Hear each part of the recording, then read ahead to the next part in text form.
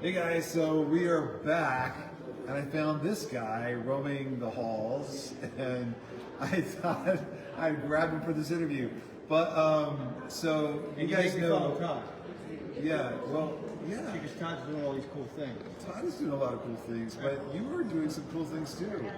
So Andrew Librizzi is the writer-director of Beyond the Farthest Star, which we kind of co-produced that together. And if you haven't seen it, you need to find it and watch it because Todd is the lead in that, and you're going to want to see his performance in that. And it's Join the Angel Guild because it's going to go up on the Guild pretty soon. Is and it? you'll be able to see Todd. Oh. Well, on the Guild to get approval. Oh, good. Right? So, I didn't yeah. know that. See, Yeah.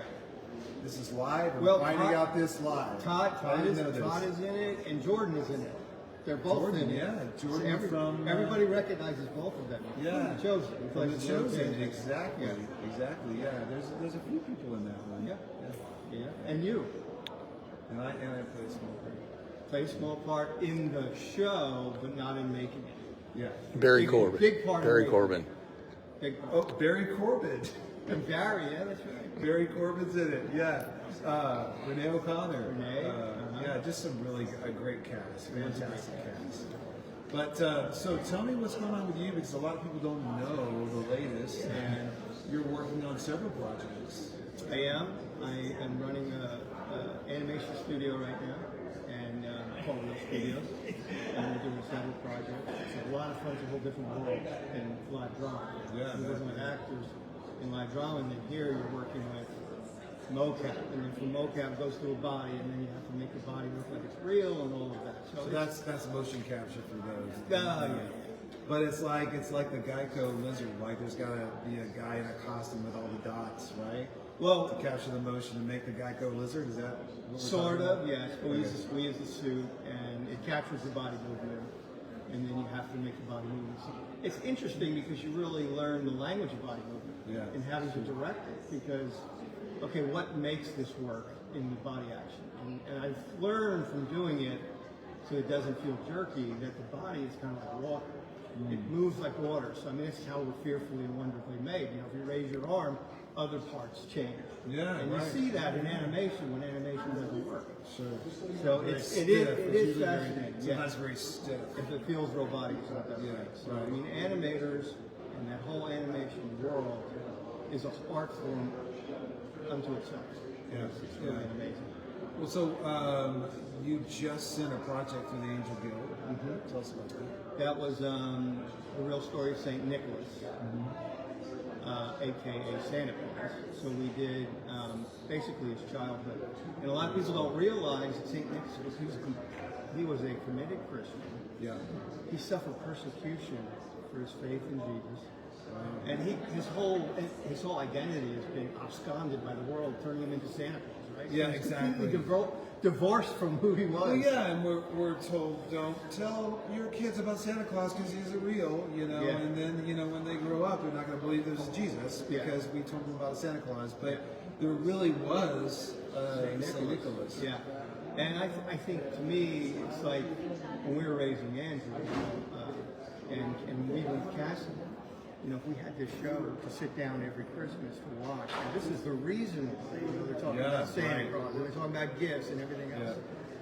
So it's a really great project, and we're looking to get it funded and hopefully get it in theaters by 2026. It takes a lot longer to do an animated. Yeah, I know. I know. It does take a lot longer to do those things. I was actually, I watched a really good friend of mine shoot the motion capture at Sony in LA, and it is a whole process. Oh, yeah. The suits and everything that you have to wear, but how it takes a year or two to animate it and put it all together. It really is incredible. And a motion capture actor has a whole different set of skills. You know, Todd did some of that, and I'm sure he said, "Well, what did I just do?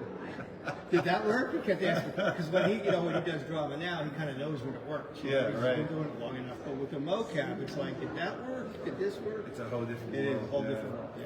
Well, so tell me, you've written several plays and you've translated those plays into screenplays. Right. So what's the latest on some of those projects? Right. We did. I mean, you were involved in some of those. You were in one of them, Yeah. and then you were involved in behind the scenes like 2 two of them. But they're all romantic comedies, because Beyond was so dramatic. Yes, it was. So if you saw Beyond, which maybe there are some out there that have seen it, how intense it was. And I just watched it the other day because I was previewing it for Angel. Well, the comedy in these are just as intense, right? So they just one thing after another after another. But they're romantic comedies, First Church of Texaco, Angels in the Snow, and The Happily Ever After film. And we're probably going to do the First Church of Texaco first.